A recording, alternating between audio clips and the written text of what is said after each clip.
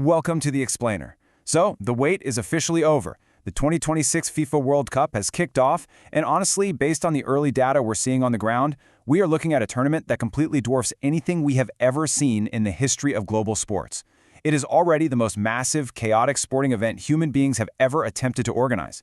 Just to give you an immediate sense of the scale here, if you look back at the 2022 tournament in Qatar, which was basically held in a single city, this event spans an entire continent. We've been talking about the sheer, unprecedented ambition of this for years, and now, well, we're right in the thick of it.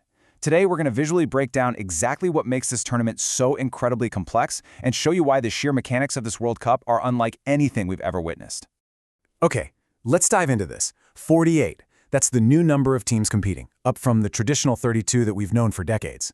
Now, for the longest time, this was just, a debated concept, a plan on paper. But we aren't waiting for this crazy 48-team format to begin anymore. The sheer shock value is that this expanded reality is happening right now. And it changes absolutely everything about the tournament's dynamic. By adding 16 extra nations, organizers have basically opened the door for these massive underdog stories, bringing in countries that have literally never had a shot at the global stage. But it completely scrambles the group stage math. We're now looking at 12 groups of 4, where the top 2 advance, plus the 8 best third-place teams.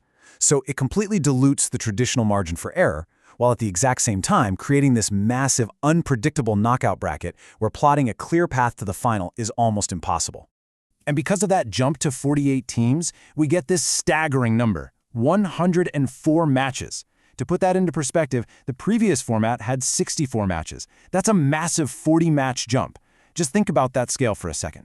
Over the course of 39 straight days, it's just this relentless, non-stop, absolutely insane marathon of football.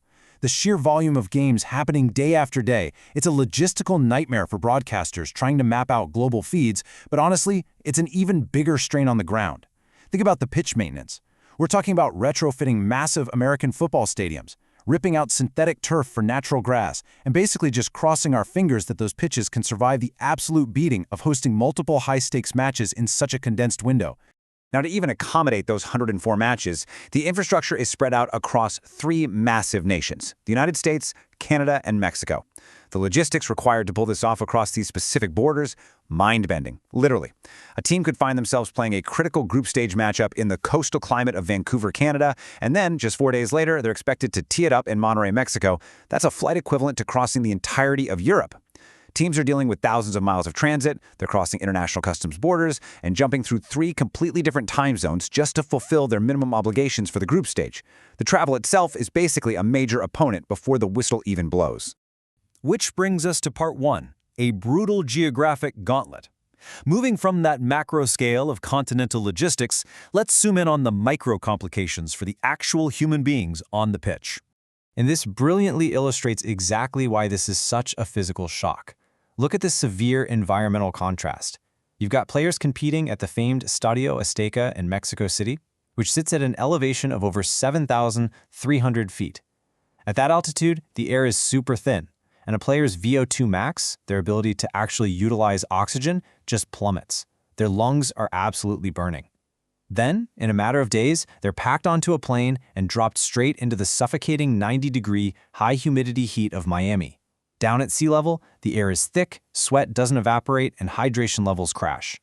Bouncing between these extreme environmental conditions with barely any time for a sports science team to help them acclimatize, it's a massive, system-jolting shock to the cardiovascular system. The direct consequence of these extreme logistics is that this entire month is just a punishing physical gauntlet, and that drastically shifts the tactical strategy of the entire game. These athletes are being asked to perform at the absolute pinnacle of their sport, while their bodies are subjected to unprecedented travel fatigue and literal climate whiplash. Because of this, a manager's strategy can't just rely on a starting 11 anymore. Relying heavily on your star player to run 90 minutes in high altitude and then 90 minutes in high humidity 4 days later, that is a recipe for catastrophic injury. Squad depth is now the ultimate currency. How managers utilize their full 26-man rosters and rotate players to survive this physical toll is going to be the defining factor in who advances and who goes home early. But, beyond the physical toll, there's a really profound emotional core to this tournament, leading us to part 2. The end of an era. Because the reality is finally setting in across the globe for millions of fans. What we're watching unfold across North America right now It's officially the beginning of the end for the greatest era in football history. For the last 15 to 20 years, a very specific generation of players has completely defined the tactical evolution and the cultural footprint of the beautiful game. And honestly, there is a deep, heavy nostalgia in the air right now.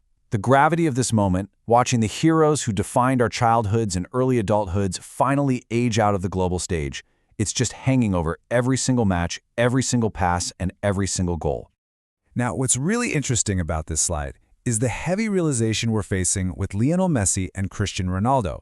Every single time these two step onto the pitch this month, it could literally be the very last time the world ever sees them in a World Cup kit.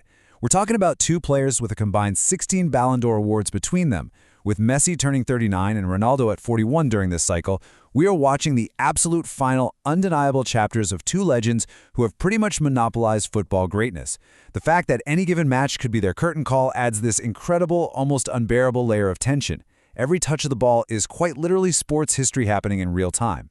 So when you combine that deep emotional realization with the fact that these games are being played in the absolute biggest stadiums we have ever seen, you start to understand why the stakes have never been higher. We are talking about hallowed grounds like the Azteca, where legends like Pelé and Maradona cemented their legacies, all the way to massive 82,000-seat modern monoliths like MetLife Stadium in New Jersey, which is slated for the final. The sheer capacity of 80,000-plus screaming fans just amplifies the pressure on the pitch to deafening levels. The drama of this marathon is truly just getting started. So let's pull all of these threads together, right? We've got a massive expansion to 48 teams, creating a relentless 104-match schedule. We have teams flying thousands of miles across 3 massive countries, battling crippling altitude one week and suffocating humidity the next. And all of this is serving as the emotionally charged final battlefield for the sport's greatest icons. With the extreme travel, the climate shocks, and the unparalleled pressure, the ultimate question really remains: who is actually going to survive this month-long madness?